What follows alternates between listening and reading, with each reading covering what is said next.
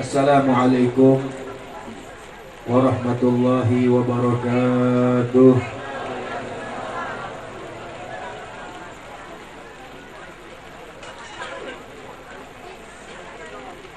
Alhamdulillah, alhamdulillahilladzi hadana lihadza wa ma kunna linahtadiya laula an hadana Allah. Wa ashhadu an la ilaha illallah wahdahu la syarika lah. Wa ashhadu anna sayyidana Muhammadan abduhu wa rasuluh la nabiyya ba'dah. Allahumma salli wa sallim wa barik ala sayyidina wa habibina wa syafi'ina wa maulana Muhammadin miftahi babi rahmatillah adada ma fi ilmillah salatan wa salaman daimaini bidawami mulkillah wa ala alihi wa sahbihi wa man walah la hawla wa la quwwata illa billah. Amma ba'du, qala rabbi shrah li sadri wa yassir li amri wahlul 'uqdatam min lisani yafqahu qawli. Qalu subhanaka la ilma lana illa ma 'allamtana innaka antal alimul hakim.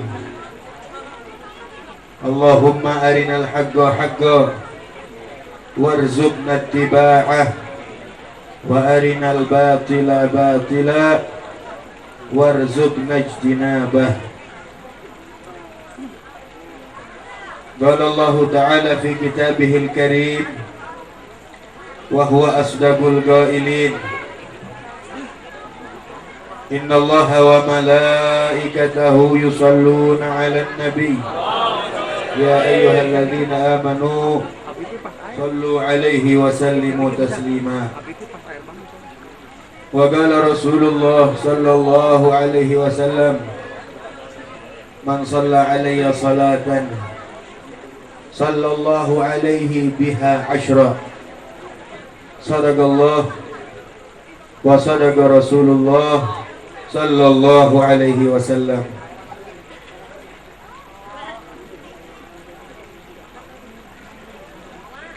Al-mukarram wal muhtaram yang saya hormati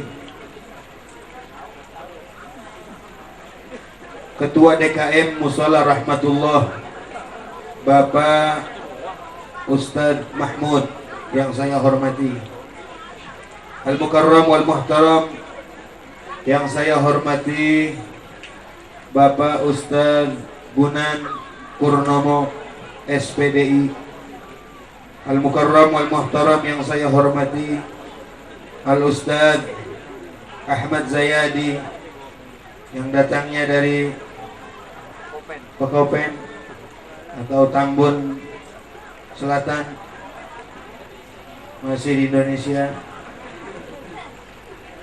Al-Mukarram wal Muhtaram yang saya hormati Al-Ustadz Muhsin Andriansah, Al-Mukarram wal Muhtaram yang saya hormati Al-Ustadz Subhan, juga Al-Ustadz Sabri yang saya hormati. Kita doakan guru-guru kita, semoga Allah berikan panjang umur, sehat walafiat, sehingga bisa membimbing kita di jalan Allah subhanahu wa ta'ala. Amin ya rabbal. Yang saya hormati Bapak Jamaluddin selaku Ketua RW 8. Yang saya hormati Bapak Nemit selaku Ketua RW 3, para aparat pemerintah, para tokoh masyarakat, para sesepuh, para hujjaj, para orang tua, hadirin, hadirat, bapak-bapak, ibu-ibu, saudara-saudara sekalian, juga para panitia peringatan maulidnya Nabi kita Muhammad sallallahu alaihi wasallam. Alhamdulillah. Oi. Yang ngobrol diharap diam dulu. Ntar kalau udah kelar ngobrol sepuasnya. Pertama-tama kita bersyukur kepada Allah Subhanahu wa taala. Ini malam kita berkumpul di Musalla Rahmatullah dalam memperingati acara Maulid Nabi kita Muhammad sallallahu alaihi wasallam. Walaupun dalam keadaan gerimis, insyaallah mudah-mudahan gerimis ini menjadi saksi, hujan ini menjadi saksi cintanya kita kepada Nabi kita Muhammad sallallahu alaihi. Makanya jangan mingser. Tahu mingser? Jangan geser. Jangan kalah sama orang yang suka maksiat.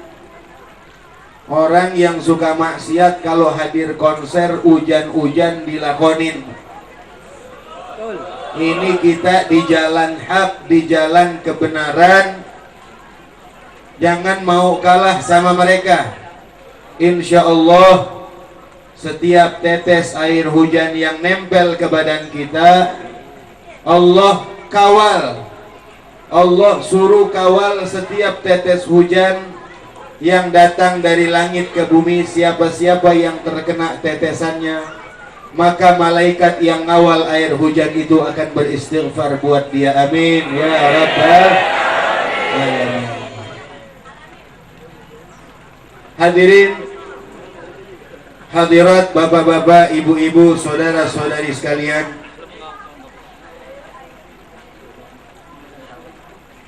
mungkin ini Musalla Rahmatullah termasuk yang paling boing. Tahu boing? Bontot. Ya, karena dikit lagi masuk bulan Rajab, bulan Isra dan Mi'rajnya Nabi kita Muhammad sallallahu alaihi wasallam. Nanti kita peringati lagi hari besar Isra dan Mi'raj. Walaupun bontot, tapi gak mau ketinggalan. Masih mau memperingati acara Maulid Nabi kita Muhammad sallallahu alaihi wasallam. Inilah keistimewaan Nabi kita.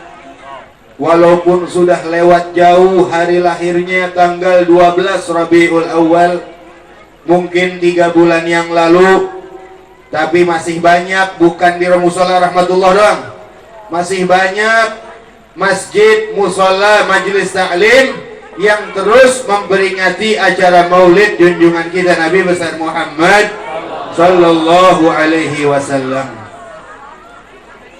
Tolong.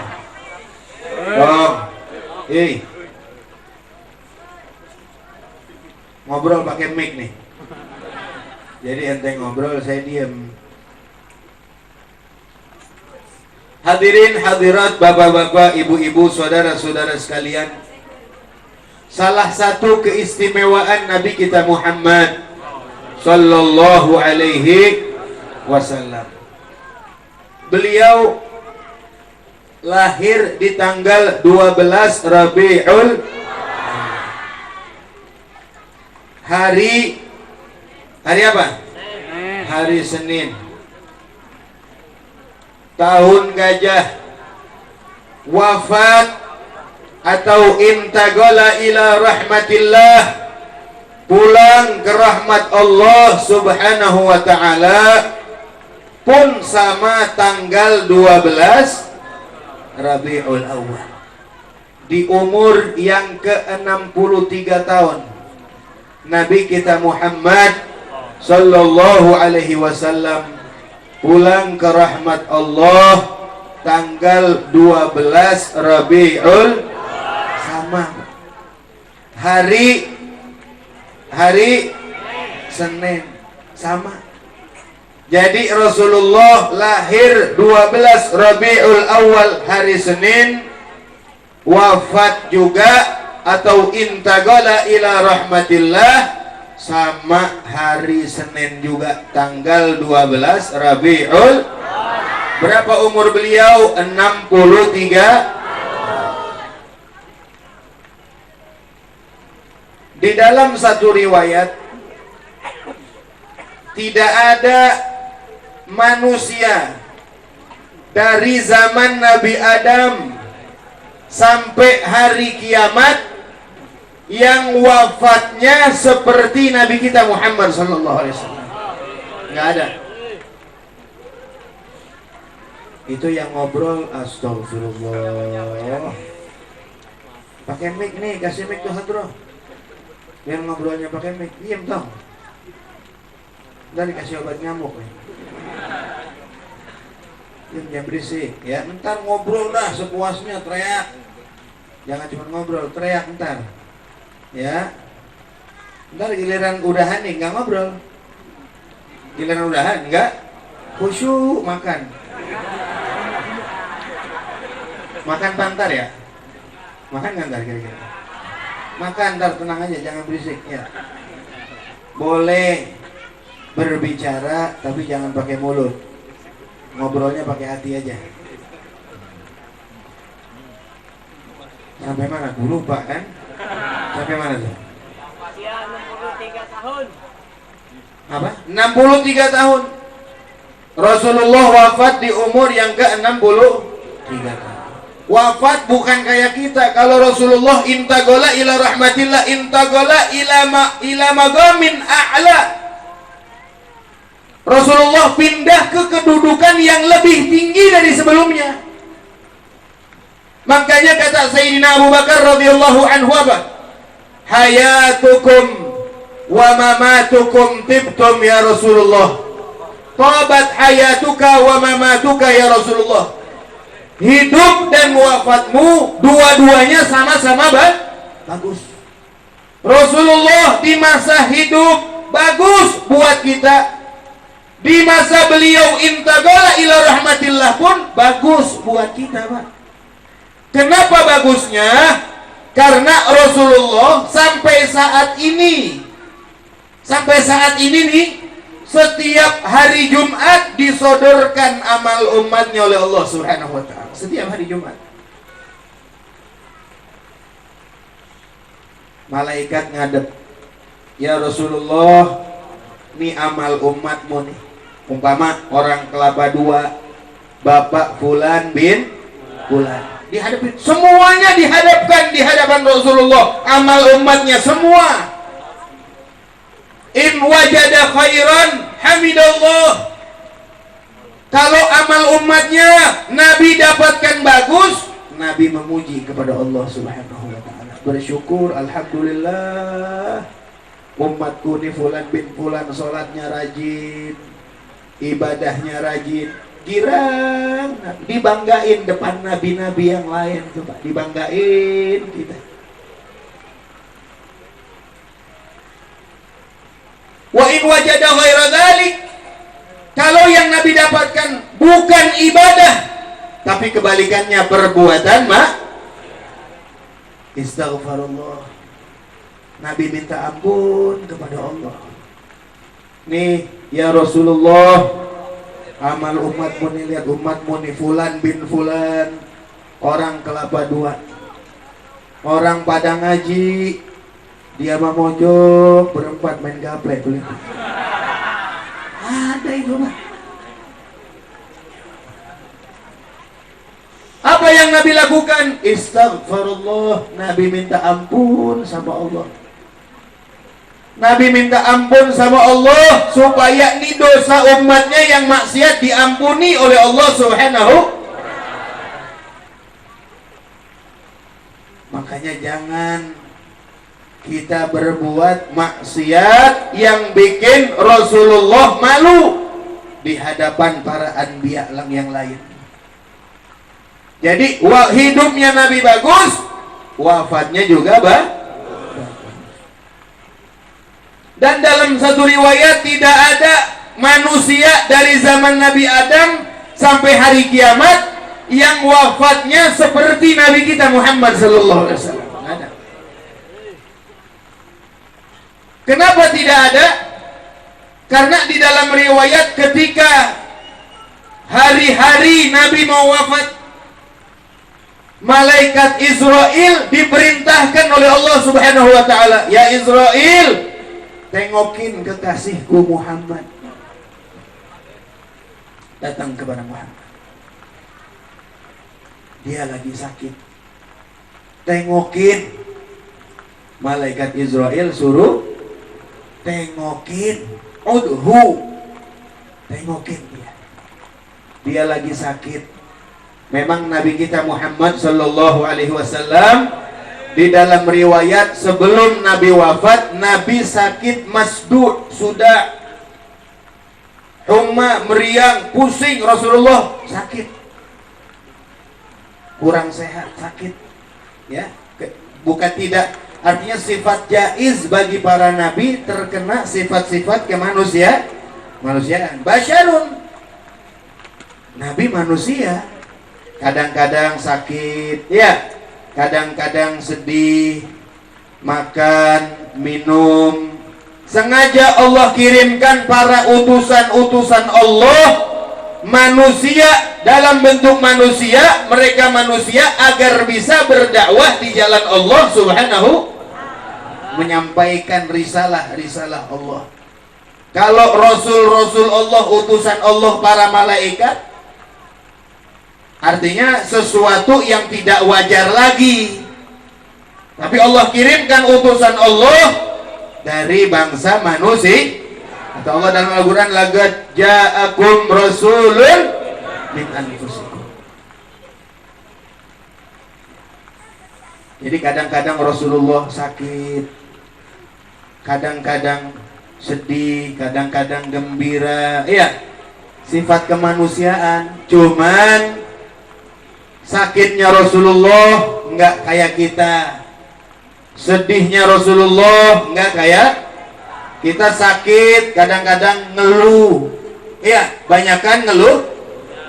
Kalau lagi sedih, galau, ngapain aja ogah, kadang-kadang ibadah jadi ditinggal sama dia. Tapi Rasulullah basyarun lakal.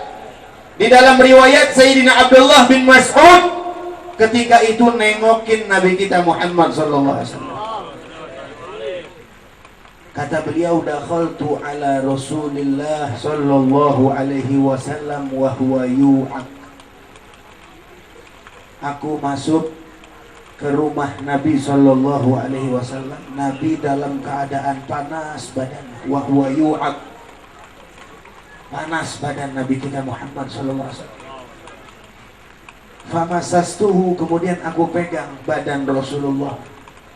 Dipegang sama Sayyidina Abdullah bin Mas'ud. Ini salah satu sahabat yang dekat sama Nabi kita Muhammad SAW. Beliau ini suka bantuin Nabi, pegang siwak Nabi, pegang sendal Nabi. Ini Sayyidina Abdullah bin Mas'ud radhiyallahu, yang membunuh Abu Jahal di perang Badar. Sayyidina Abdullah bin Mas'ud. Jadi Abu Jahal dibunuhnya sama Sayyidina Abdullah bin. Padahal Sayyidina Abdullah bin Mas'ud ini beliau punya badan tidak tinggi, gede, kecil. Dalam riwayat beliau punya tinggi ini ya kurang lebih 1 zira. Sayyidina Abdullah bin Mas'ud. Tapi bisa membunuh Abu Jahal di perang Badar. Tahu Abu Jahal? Tahu? Tahu Abu Jahal enggak? Tahu? Bin Abu Gosok. Abu Jahal itu nama aslinya Amr bin Hisham. Namanya Amr bin, salah satu manusia yang memusuhi dengan permusuhan yang sengit sama Nabi kita Muhammad SAW. Abu Jahal. Ini Abu Jahal selalu memusuhi Nabi. Padahal dia tahu Nabi Muhammad itu Nabi, dia tahu. Pernah di satu hari beliau pernah ditanya sama temannya namanya Akhnas Az-Zuhri. Ini Akhnas Az-Zuhri ketika mau terjadi perang Badar, dia berbalik pulang lagi ke Mekah, nggak jadi ngikut.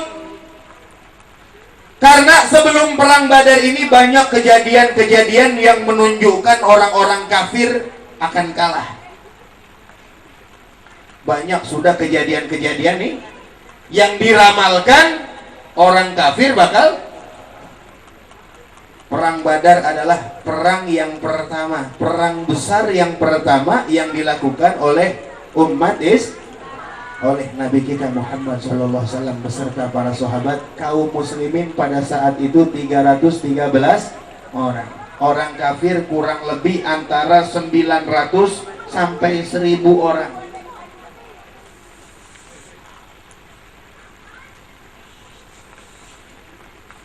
Jadi 1 banding 3. 313 orang muslim, 900 sampai 1000 orang kah? Tapi tidak mundur. Orang-orang muslim tidak mundur membela agama Allah Subhanahu wa ta'ala. Biar dilihat itu orang kafir persenjataannya lengkap, jumlahnya lebih besar, bekalnya lebih banyak, tapi sedikit pun orang muslimin para sahabat tidak mundur dari medan perang. Beliau hadapi orang-orang kafir demi membela agama Allah.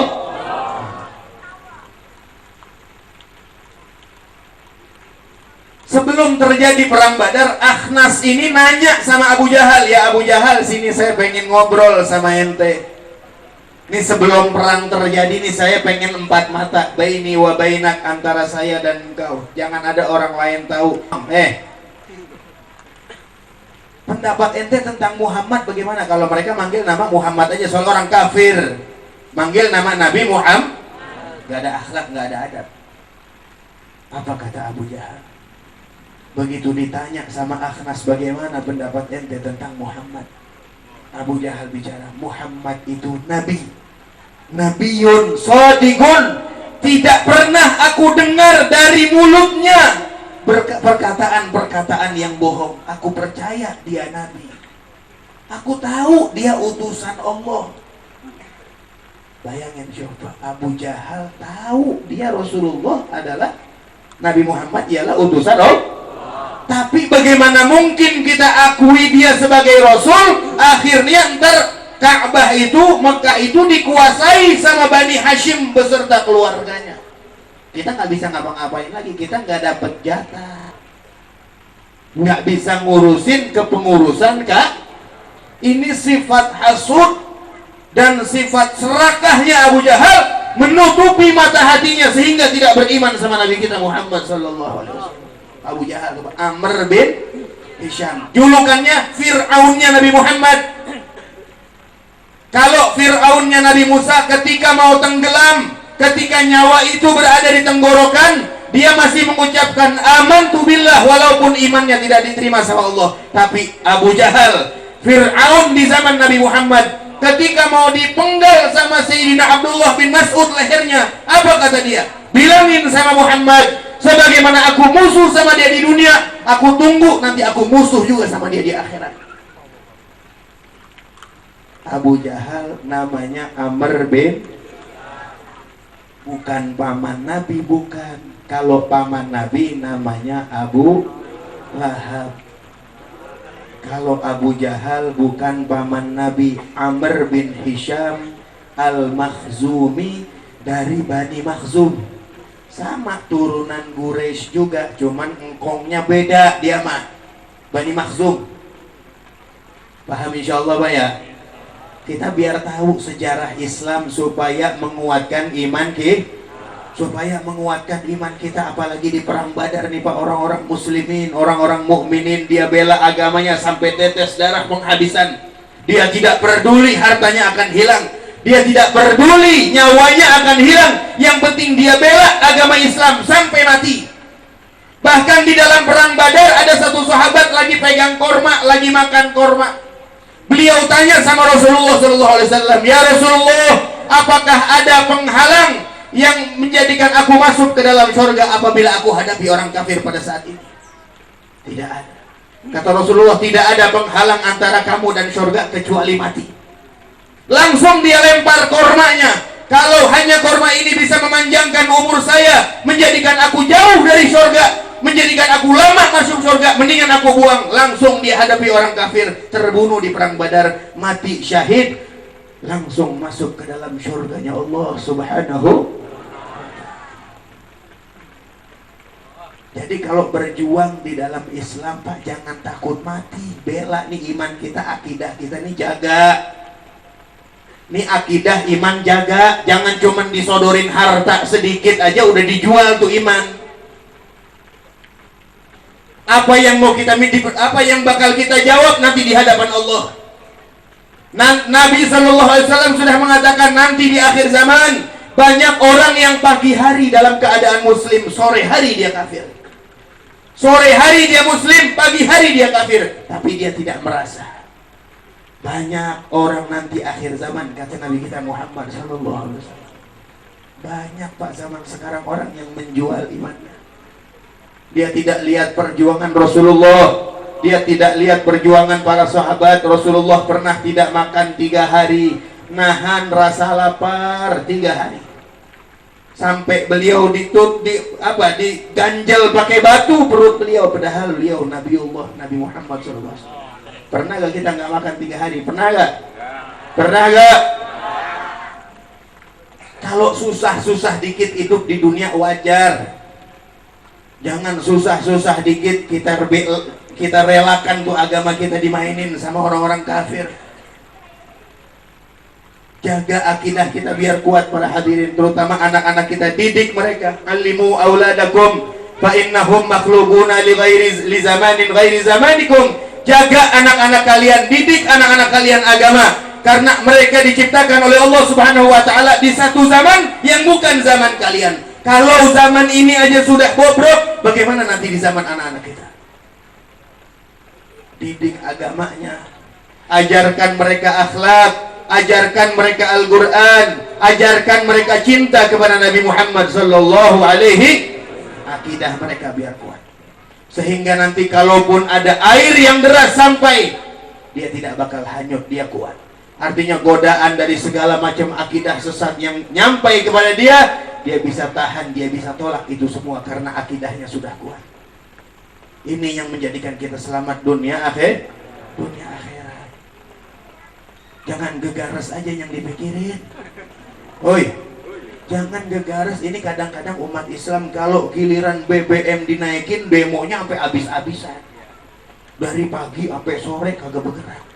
Kalau giliran buat dinaikin gaji buruh, demonya jalan kaki di tol, jalanan ditutup. Tapi kalau giliran urusan agama,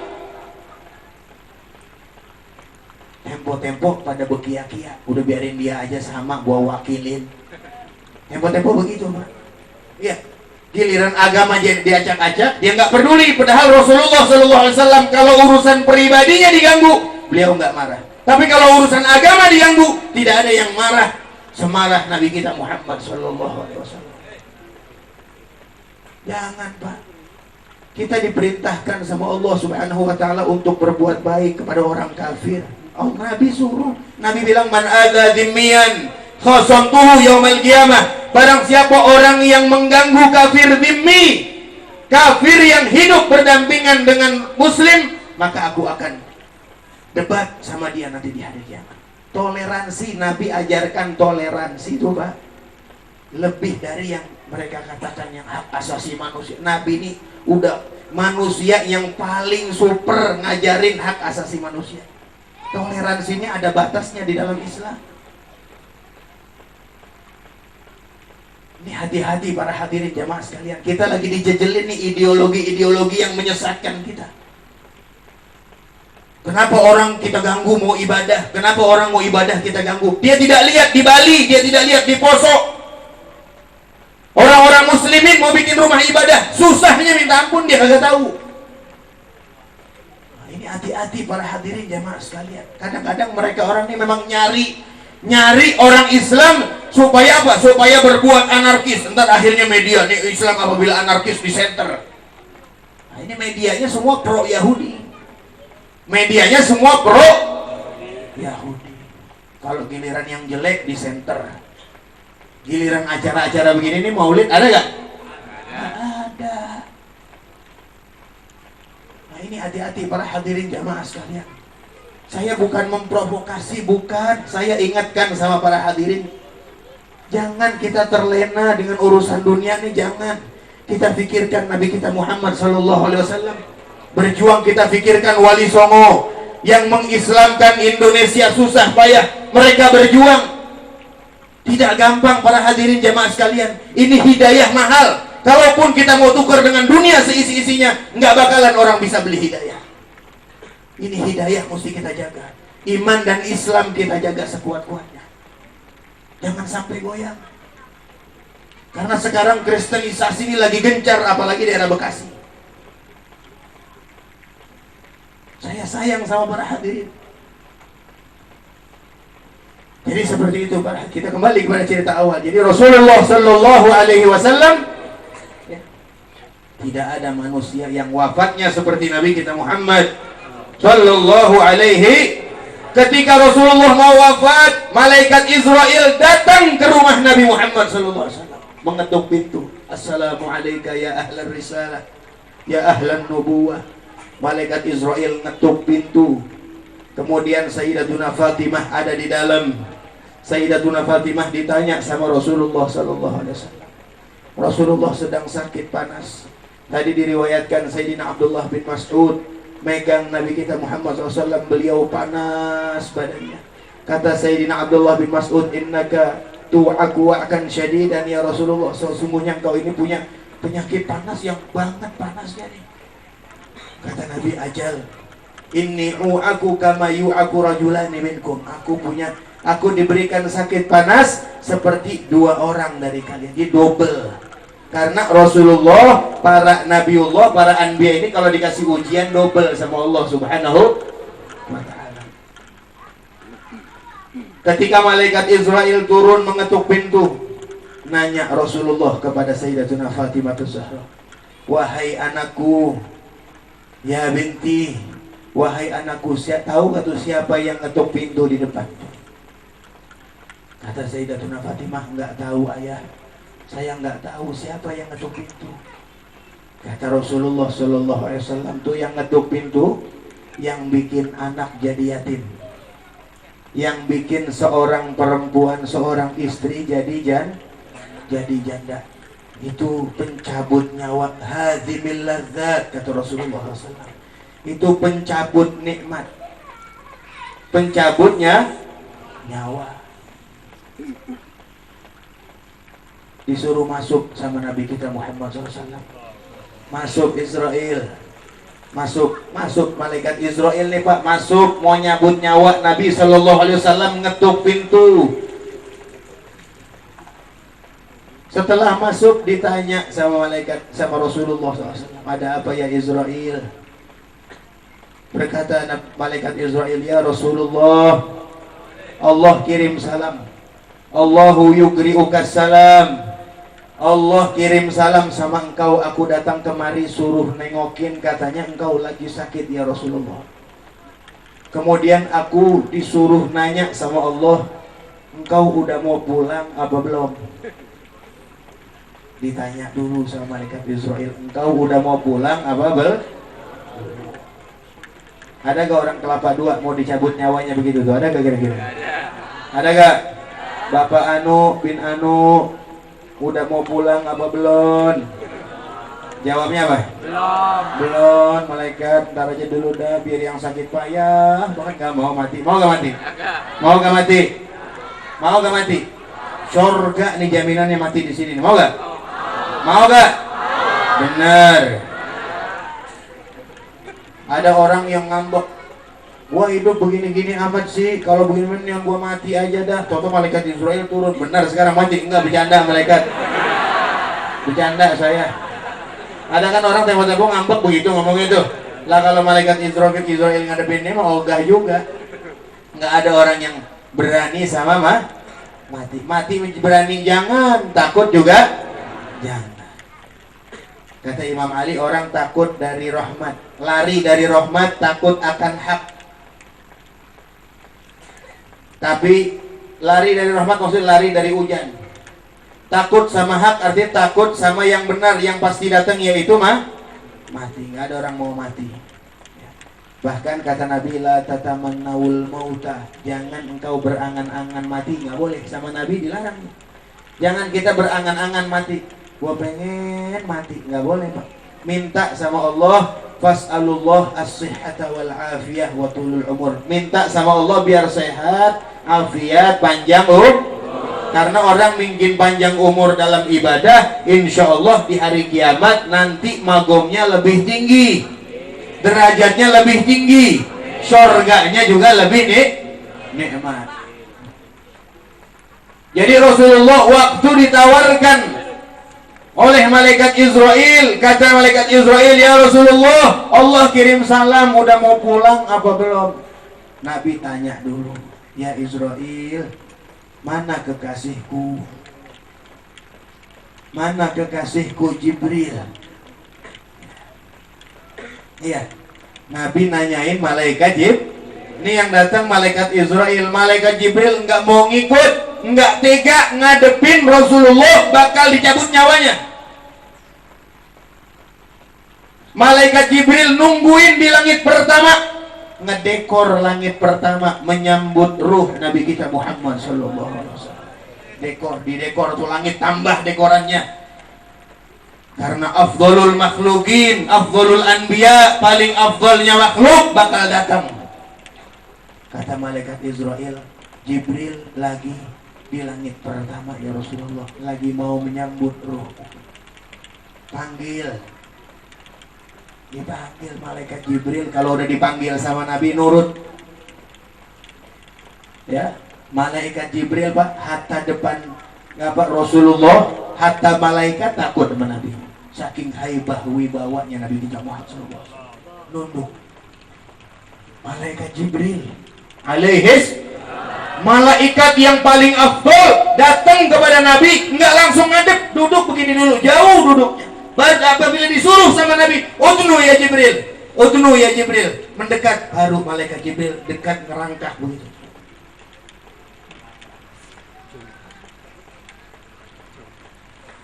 Malaikat kepada Nabi kita Muhammad sallallahu alaihi wasallam sangat ta'zim, ihtiram.